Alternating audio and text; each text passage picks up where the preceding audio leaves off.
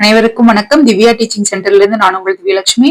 இப்ப நம்ம இரண்டாவது இயல், அதாவது 6th term 3ல இரண்டாவது இயல் பாத்திரலாம். சரிங்களாங்க? எல்லாரும் இன்புற. புதுசா யாராவது பாக்குறீங்கன்னா ஸ்டடி பிளான் வந்து டவுன்லோட் பண்ணி வச்சுட்டு அதன் அடிப்படையில டெய்லி என்ன படிக்கணுங்கிறது சொல்லியிருப்பேன், அதை யூஸ் பண்ணிக்கோங்க. ஓகேங்களா? எல்லாரும் இன்புற இயல் 2. இதுல என்னென்ன பார்க்க போறோம்னா, எல்லா உயிர்களிடத்தும் அன்பு செய்யணும், பிறருக்கு உதவி செய்யணும் அப்படிங்கக்கூடிய அறச்சிந்தனைகள் வந்து பார்க்க போறாங்க. வாழும் முறைகளை அறிதல், பிறர் பசியை போக்கும் உயர் சிந்தனையை வளர்த்தல், பெற்றோரையும் பெரியோரையும் மதிக்கும் பண்பு பெறுதல், பிறர் பொருளை விரும்பாமை ஓர் அறம் அப்படிங்கிறது சொல்லப்பட்டிருக்கு.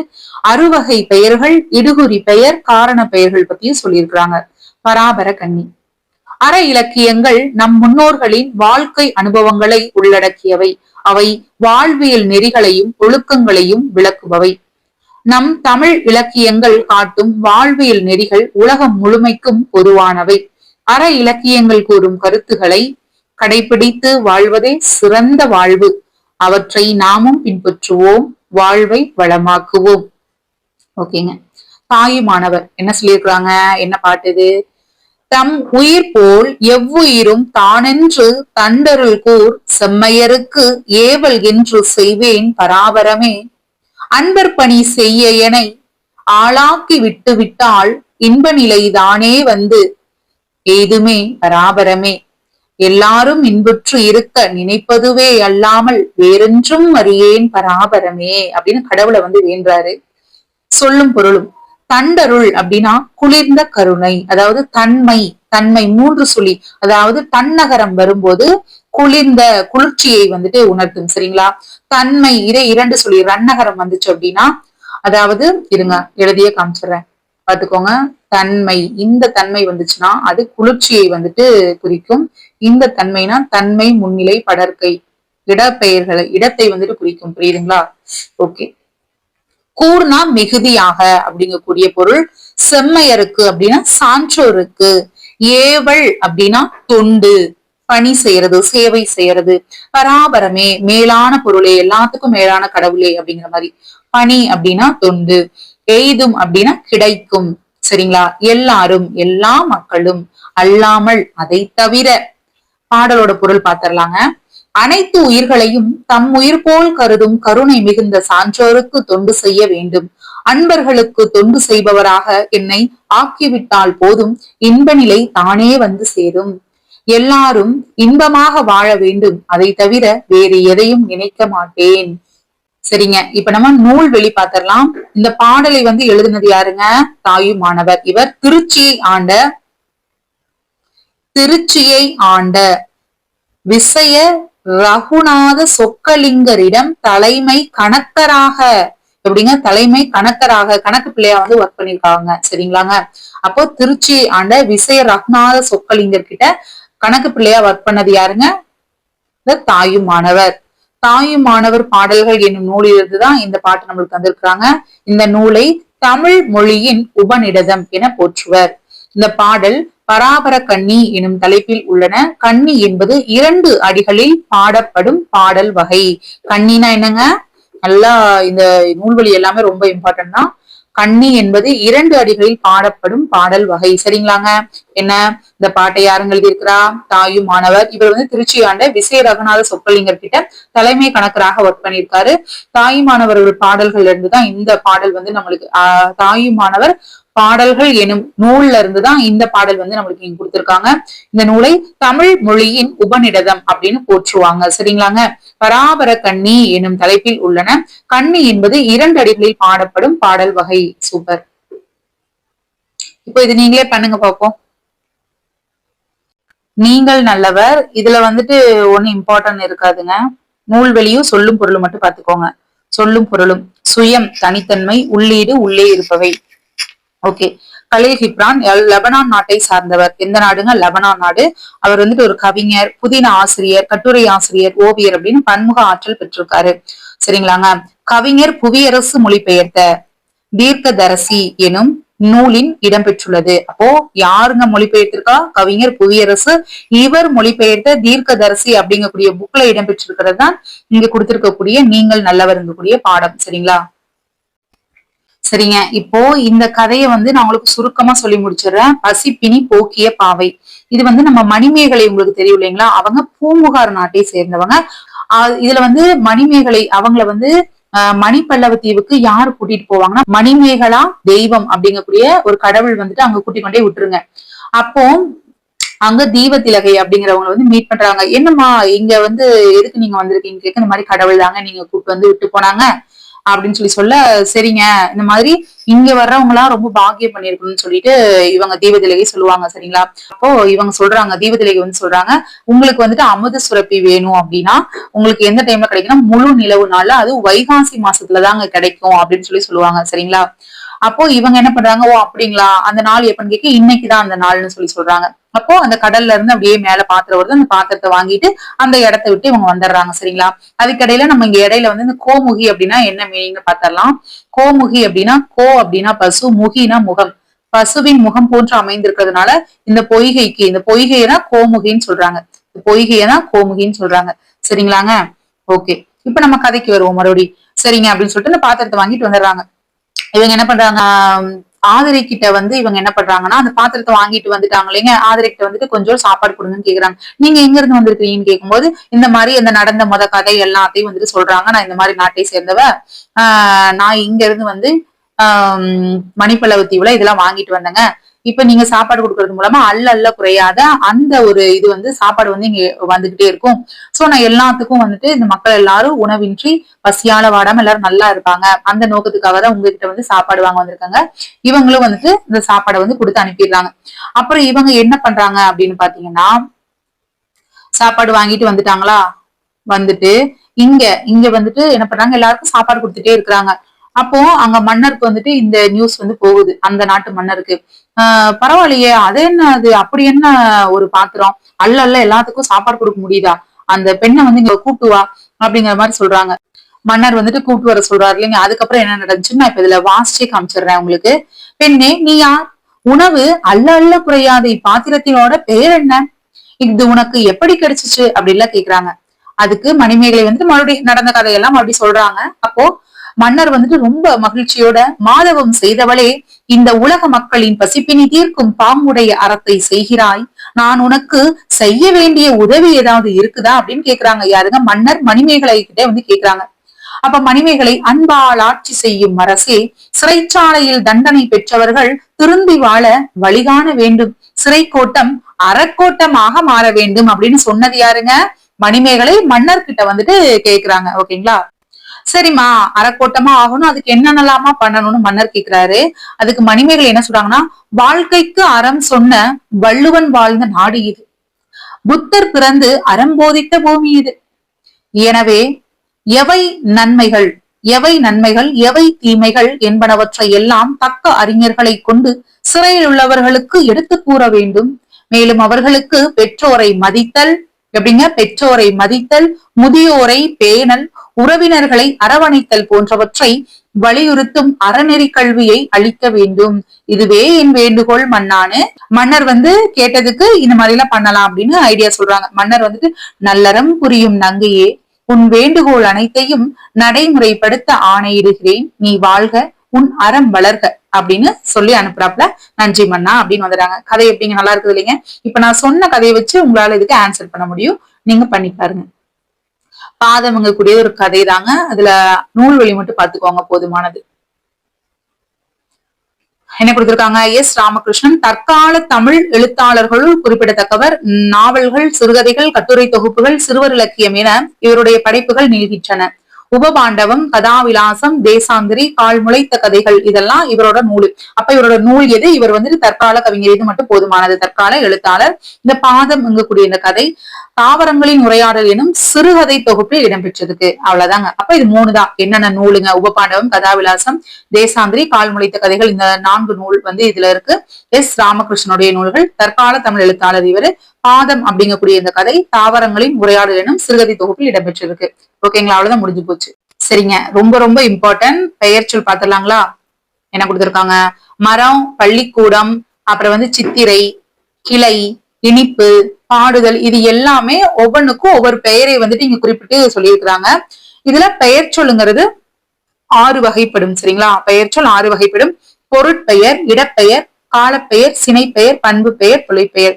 இந்த ஆறோட புல் விளக்கம் பார்த்தலாம். ஒரு பொருளை குறிக்கும் பெயர் பொருட்பெயர், அது உயிர் உள்ளது உயிரற்றது அப்படின்னு இல்லாம ரெண்டுமே தான் இதுக்குள்ள அடங்கும்.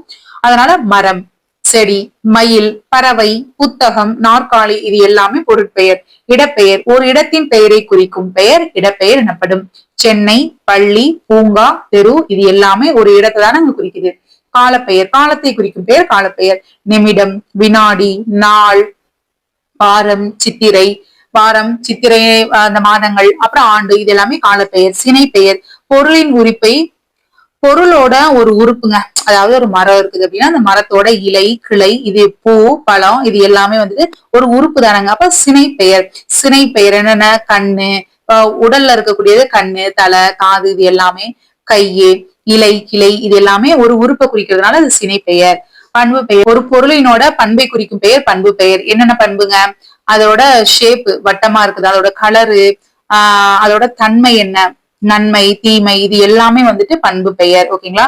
தொழிற்பெயர் தொழிலை குறிக்கும் பெயர் தொழிற்பெயர் எனப்படும். பாடுதல், ஆடுதல், நடித்தல் இது எல்லாமே அவங்க செய்யக்கூடிய அந்த செய்கைகள் அவங்க தொழிலை வந்து குறிக்குது. அடுத்து இங்கேயே கொடுத்திருப்பாங்க, இது நீங்க படிச்சு பாருங்க உங்களுக்கு புரியும். என்னன்னா புத்தகம் படிக்கிறது, புத்தகம்ங்கிறது பொருட்பெயர். பள்ளிக்கு சென்றாள், பள்ளிங்க கூடியது என்னங்க? இடப்பெயர்.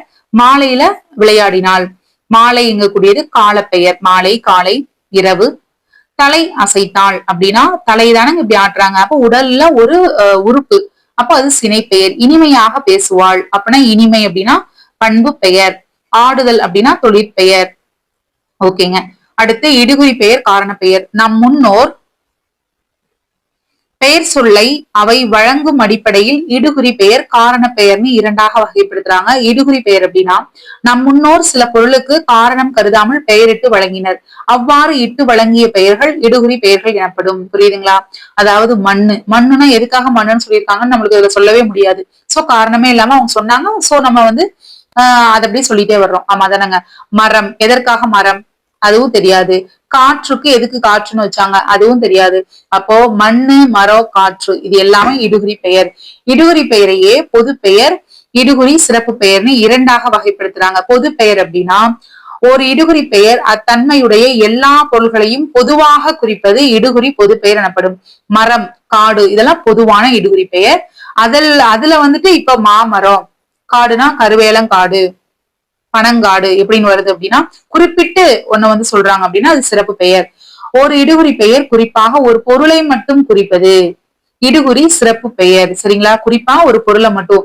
இப்ப மரம் அப்படின்னா மாமரம், கருவேலங்காடு வெறும் காடுனா அது பொது பெயர், கருவேலங்காடுனா அது இடுகுறி சிறப்பு பெயர் காரண பெயர்.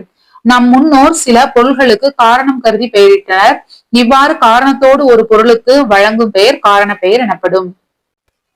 அடுத்து ஓகே, நாற்காலி 4 கால்கள் இருக்கிறதுனால நாற்காலி, கரும்பலகை கருப்பா இருக்கிறதுனால கரும்பலகை. அப்ப ஒரு காரணத்தோட தான் வச்சிருக்காங்க. ஆமா தானங்க.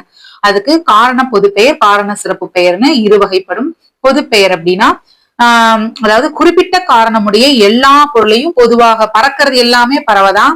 சரிங்களா? அணி அப்படின்னா இது வந்து அணிந்து கொள்றது எல்லாமே அணி, அதாவது நகைன்னு சொல்லலாம்.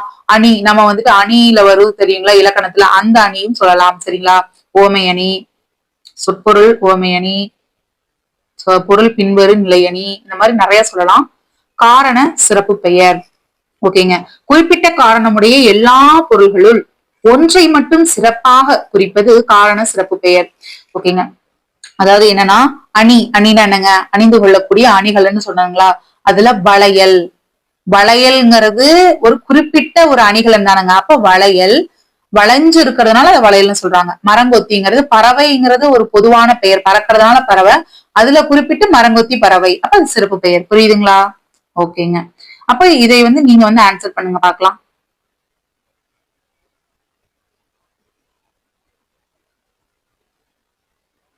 இந்த அகராதியை பயன்படுத்தி பொருள் எழுதுக. கருணை, அச்சம், ஆசை இதெல்லாம் என்னன்னு நீங்க தான் வந்து இது பண்ணணும். அடுத்து பெயர் சொற்கள் அகர வரிசையில் எழுதுறது, இது பார்த்துக்கோங்க. அடிக்கோடிட்ட இந்த இது ஈஸியா தான் இருக்கும். இது வந்துட்டு பாருங்க, இந்த எக்ஸசைஸ்ல நீங்க தான் பண்ணி பார்க்கணும். இதுல வந்து பெயர் சொல் எவ்வகை பெயர் சொல்னு கண்டுபிடிங்க. இது வந்து சொற்றொடரை முறையாக வரிசைப்படுத்தி எழுதுறது. இதுவும் ஈஸி தான். இப்ப சொன்ன கதையை வச்சு நீங்க இதை போட்டுடலாம். இது வந்து ஒலி வேறுபாடு அறிந்து வாக்கியத்தில் அமைத்து எழுதுக. இதுவும் ரொம்ப ரொம்ப இம்பார்ட்டன்ட். எல்லாமே நம்மளுக்கு சிலபஸ்ல அப்படியே கவர் ஆகுது. ரொம்ப ஈஸியா இருக்கும். எல்லாமே நல்லா பார்த்து வச்சுக்கோங்க. அடுத்து கலைச்சொல் பார்த்துடலாங்களா? அறக்கட்டளை, ட்ரஸ்ட், தன்னார்வலர், வாலண்டியர், இளஞ்செஞ்சிலுவை சங்கம், ஜூனியர் ரெட் கிராஸ், சாரண சாரணியர், ஸ்கவுட்ஸ் அண்ட் கைட்ஸ், சமூக பணியாளர், சோசியல் ஒர்க்கர். சரிங்களா? ஓகே, சரிங்க. இப்ப திருக்குறள் பார்த்திடலாம். மனத்துக்கண், இது வந்து அரண் வலியுறுத்தல்ங்க. அதுல 2 குறள் நம்மளுக்கு கொடுத்திருக்காங்க. அரண் வலியுறுத்தல். மனத்துக்கண் மாசிலன் ஆதல் அனைத்தரன் ஆகுல நீரப்பிற. உள்ளத்தில் குற்றமில்லாமல் இருப்பதே சிறந்த அறமாகும், மற்றவை எல்லாம் வெறும் ஆரவாரமே. புரியுதுங்களா? குற்றம் இல்லாம இருக்கிறதா இருக்கக்கூடியதுலயே சிறந்த அறம், மத்ததெல்லாம் சும்மா வந்துட்டு பில்டப் தான் அப்படிங்கிற மாதிரி சொல்லியிருக்காங்க. ஓகேங்களா? சரிங்க. அழுக்காறு அவா வெகுளி இன்னா சொல் 4ம் இழுக்கா இயன்றது அறம். பொறாம, பேராசை, சினம், கடுஞ்சொல் பேசுறது, இந்த 4மே இல்லாம வாழ்றதுதான் சிறந்த அறம் அப்படின்னு சொல்றாங்க. அப்ப இது 4 என்னன்னு பார்த்து வச்சுக்கோங்க. இதுல ரிப்பீட்டட் கொஸ்டின்ங்க. ஈகை. ஈகை நான் வந்து இன்னைக்கு உங்களுக்கு ஒரு பழமொழி சொல்லி கொடுத்தேன். இதனுடைய சொற்றொடர் என்னன்னு சொல்லுங்க பார்ப்போம். அதனுடைய பழமொழி என்ன வரும், சொற்றொடரும் என்னன்னு வந்து நீங்க எனக்கு கீழே கமெண்ட் பண்றீங்க. இந்த பழமொழி வகுப்பை பார்த்திருந்தாதான் இதுக்கு ஆன்சர் பண்ண முடியும். புரியுதுங்களா? வரியாருக்கு ஒன்று ஈவதே ஈகை, மற்ற எல்லாம் குறியெதிர்ப்பை மீறது உடைத்து. இல்லாதவர்களுக்கு தர்றதுதான்ப்பா ஈக, மத்தது எல்லாமே அவன் கொடுத்துருவானா தந்துருவானா அப்படின்னு சொல்லிட்டு பயனை எதிர்பார்த்து செய்யறது. ஓகே, அவ கொடுத்துருவான் அப்படின்னு சொல்லிட்டு அந்த ஒரு மோட்டிவ்ல கொடுக்கறது. புரியுதுங்களா? அப்போ ஈகை அப்படிங்கிறது இல்லாதவங்களுக்கு கொடுக்கறதாப்பா ஈக, மத்தவங்களுக்கு கொடுக்கறதெல்லாம் பயனை எதிர்பார்த்து கொடுக்கறது அப்படிங்கறதுதான் ஃபர்ஸ்ட் குறள். அடுத்து, ஈத்துவக்கும் இன்பம் அறியார்கொள் தாமுடைமை வைத்திலக்கும் வன்கணவர். அதாவது என்ன சொல்றாங்க அப்படின்னா, இல்லாதவங்களுக்கு தர்றதுனால, அதாவது இப்ப ஒருத்தவங்களுக்கு முடியாம இருக்கிறாங்க, அவங்களுக்கு கொடுக்கறதுனால நம்மளுக்கு வந்துட்டு அதனால வந்து சந்தோஷம் வரும். ஆமா தானங்க? நம்மளால அவங்க நல்லா இருக்கிறாங்க பரவாயில்ல அப்படிங்கக்கூடிய அந்த சந்தோஷத்தை அனுபவிக்காத, அந்த இன்பத்தை அறியாதவர்கள் பொருளை சேர்த்து வைத்து பின் அதனை இழந்து விடுவார்கள். புரியுதுங்களா? அப்போ நீ எத்தனை பொருள் வச்சிருந்தாலும் மத்தவங்களுக்கு ஹெல்ப் பண்ணினா அதனால வந்து ஒரு சந்தோஷம் கிடைக்கும் பாரு. அந்த சந்தோஷத்தை வந்து நீ அனுபவிக்கல அப்படின்னா அதுக்கப்புறம் நீ எத்தனை கோடி கோடியா சேர்த்து வச்சு ஏதோ ஒரு இதுல போயிடுச்சுன்னு வச்சுக்கோங்க அந்த காசு. அப்போ எல்லாத்தையும் சேர்த்து வச்சு கடைசியில உனக்கு ஒண்ணுமே இல்லாம போன கதைதான். ஓகேங்களா? அப்போ இருக்கிற காலத்திலேயே இருக்கக்கூடியவங்களுக்கு கொடுத்து அதனுடைய சந்தோஷம் என்னன்னு சொல்லி நீ அனுபவிச்சு பாரு அப்படிங்கிறாங்க. அப்போ இல்லாதவருக்கு தருவதால் உண்டாகும் இன்பத்தை அறியாதவர்கள் பொருளை சேர்த்து வைத்து பின் அதனை இழந்து விடுவார்கள். புரியுதுங்களா? அடுத்து, இன்னா செய்யாமை. இன்னா அப்படின்னா கெட்டது பண்ணாதீங்க அப்படிங்கிறாங்க. இன்னா செய்தாரை ஒருத்த அவர் நாண அப்படின்னா அவர் வெட்கப்படும்படியாக நாணுதல் அப்படின்னா. சரிங்களா? வெட்கப்படுறது நாணுதல் அப்படின்னா. நமக்கு துன்பம் செய்தவர் நாணும்படி அவருக்கு நன்மை செய்வதுதான் அவரை தண்டிக்கும் வழியாகும். நம்மளுக்கு ஒருத்தவங்க வந்து கெட்டது பண்ணிட்டாங்க, சரிங்களா? கெட்டது பண்ணிட்டு போறாங்க. ஆனா அவங்கள இப்ப நான் வந்துட்டு இப்போ ஸ்டூடெண்ட் இருக்காங்க, அவங்க வந்துட்டு வந்து இது பண்றாங்க என்னன்னா, நீங்க என்ன மேம் நீங்க என்னை வந்து ஒழுக்கமா வழி நடத்தி எடுத்துட்டே போகல அப்படிங்கிற மாதிரி ஸ்டூடெண்ட் சொல்றாங்க. நான் என்ன சொல்றேன், நான் சொல்றது எதையுமே நீ வந்துட்டு கரெக்டா கேட்கறது இல்ல, ஒழுக்கமா வந்து படிக்கிறது இல்ல, டெய்லி ப்ரிடிக்ஷனா படிக்கிறது எதுவுமே பண்றதுல, கடைசியில வந்துட்டு நான் வந்து வழி நடத்தி எடுத்துட்டு போறேன்னா என்ன பண்றது? நான் சொல்லக்கூடிய பாடங்களை அன்னன்னைக்கே முடிச்சுட்டு வரணும். அப்பதான் நீ வந்து கரெக்டா பாஸ் பண்ணி இது பண்ணுவ. ஆமா தானங்க? அப்போ அந்த ஸ்டூடெண்ட் மறுபடியும் வந்துட்டு சொல்றாங்க, சாரி மேம் நீங்க சொன்னதெல்லாம் நான் கேட்கல அப்படின்னு சொல்லிட்டு ஒரு 2 மாசம் வீண் பண்ணிட்டாங்க. மறுபடியும் 3வது மாசம் என்கிட்ட வந்துட்டு ஹெல்ப் பண்ணுங்க மேம் வந்துட்டு நிக்கிறாங்க. அப்ப நம்ம அவங்க கிட்ட போ நான் உனக்கு அதெல்லாம் சொல்லி தர மாட்டேன் அப்படின்னு சொல்லி வெறுத்து ஒதுக்காம, ஒன்னும் பிரச்சனை இல்ல படிச்சுக்கலாவான்னு சொல்லி, பரவாயில்ல இனிமேலாவது நான் சொல்லக்கூடியதை கேட்டு படி அப்படின்னு சொல்லி அவங்களை ஏத்துக்கணும். அப்ப அவங்களை தண்டிக்க கூடாது. புரியுதுங்களா? அப்ப அவங்களுக்கு மனசார என்ன தோணும் அப்படின்னா, மேம் வந்து அப்பவே சொன்னாங்க நம்ம தான் இது பண்ணல அப்படின்னு சொல்லி அவங்க ஃபீல் பண்றாங்க பாருங்க. அந்த வழி அதுதான் வந்து அந்த தண்டிக்கிறது தான் வந்துட்டு சிறந்த வழின்னு சொல்லி சொல்றாங்க. புரியுதுங்களா? அவங்க வெட்கப்படும்படி, அவங்க நாணும்படி நன்மை செய்வதுதான் அவரை தண்டிக்கும் வழி அப்படின்னு சொல்றாங்க. அடுத்து, அறிவினான் ஆகுவது உண்டோ பிரிதின் நோய், தன் நோய் போல் போற்றா கடை. அதாவது பிற உயிரின் துன்பத்தை ஒரு நாய் வந்துட்டு ரோட்ல வந்து அடிபட்டு கிடக்குது அப்படின்னா அதை பார்த்துட்டு நாய் தானே அப்படின்னு போகாம அது நம்மளுக்கு அடிப்பட்ட மாதிரி நம்மளுக்கு ஃபீல் ஆகும் தெரியுங்களா, ஓப்போ இப்படி பாவோ இப்படி ரத்தம் போதே அப்படின்னு அடிபட்டு கிடக்குதுன்னு சொல்லி ஃபீல் பண்ற பாருங்க. அந்த மாதிரி வந்து நம்ம எடுத்துக்கணும். அப்படி நீ எடுத்துக்கல அப்படின்னா உனக்கு இருக்கிற அறிவுனால எந்த பயனுமே இல்லை. நீ ஒரு ஜடத்துக்கு தான் ஒப்பான மாதிரி. ஆமா தானங்க.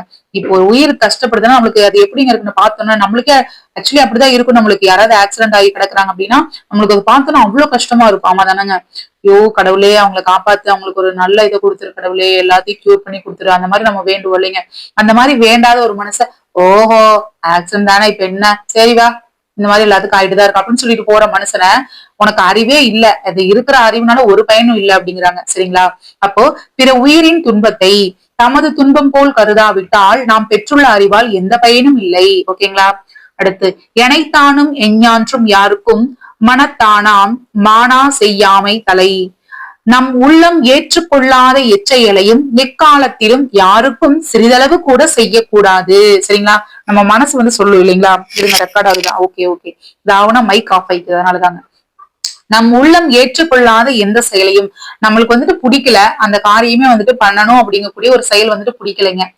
ஆனா அது வந்துட்டு பண்ணக்கூடிய கட்டாயத்துல இருக்கிறோம், ஆனா அது பண்ணக்கூடாது அப்படிங்கிறாங்க. அதாவது இப்போ ஓகே இப்போ ஒரு தீர்ப்பு சொல்ல போறோம் ஓகேங்களா. இப்போ சில சண்டையெல்லாம் வருது, அதுல வந்துட்டு நம்ம தான் அந்த சண்டையை வந்துட்டு இதா பார்த்திருக்கிறோம். ஆனா வீட்டுல என்ன சொல்றாங்கன்னா போய் நீ அந்த இதெல்லாம் சொல்லிட்டு இருக்காதப்பா, தேவலாம் பின்னாடி நம்மளுக்கு ப்ராப்ளம் வரும் அப்படின்னு சொல்லிட்டு. ஆனா நம்ம மனசு என்ன சொல்லுது அப்படின்னா இல்ல நான் வந்து அது பண்றதுனால மத்தவங்களுக்கு நல்லது நடக்குது அப்படின்னா நான் அது வந்து பண்ணுவேன், கெட்டது நடக்குதுன்னா அது வந்து இது பண்ண மாட்டேன் அப்படிங்கிறாப்ல. அப்ப இதை வச்சே நீங்க ஒப்பிட்டுக்கலாம். நம் உள்ளம் ஏற்றுக்கொள்ளாத எந்த செயலையும், சரிங்களா, அந்த செயல் ஏத்துக்கல அப்படின்னா அதனால நம்மளுக்கு கஷ்டம் வரும்னு வீட்டுல சொன்னாலுமே அதனால நான் மத்தவங்களுக்கு நல்லது நடக்கும் நம்ம போய் பண்ணிக்கலாம். இல்ல அதனால நம்மளுக்கு ஏதாவது பிரச்சனை வரும் அப்படின்னா அந்த செயலை வந்து எந்த காலத்திலயும் வந்து செஞ்சிடாத, யாருக்குமே வந்துட்டு கெடுதல் நடக்கிற மாதிரி பண்ணிடாத அப்படிங்கிறாங்க. சிறிதளவு கூட செய்யக்கூடாது. புரியுதுங்களா. ஓகே. கொல்லாமை பகுத்துண்டு பல்லுயிர் ஓம்புதல் நூலோர் தொகுத்தவற்றுள் எல்லாம் தலை.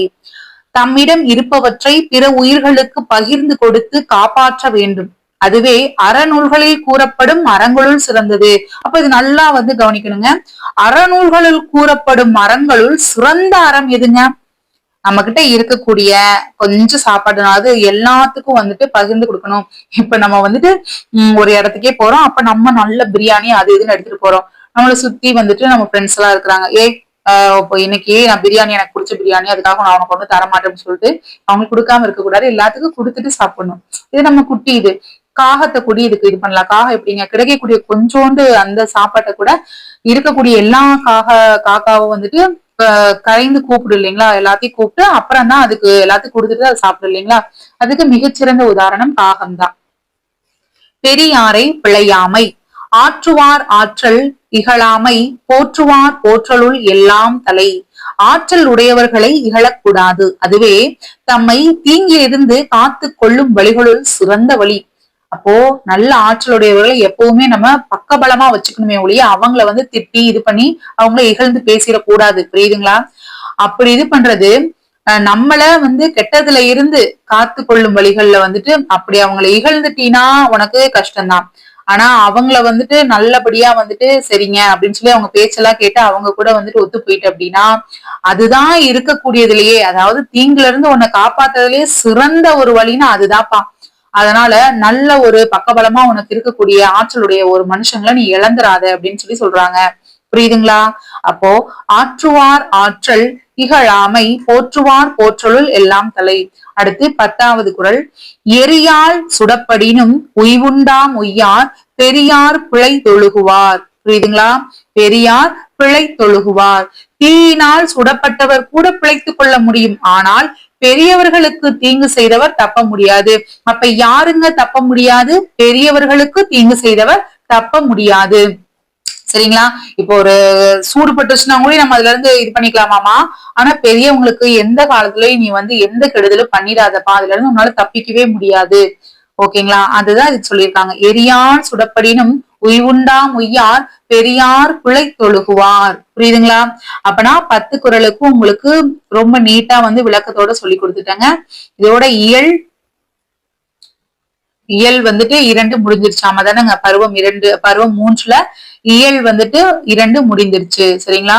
அடுத்து நான் உங்களுக்கு இயல் 3 வந்து சொல்லித்தரேன். ஓகேங்க. நன்றி, வணக்கம். எல்லாரும் நல்லா படிங்க.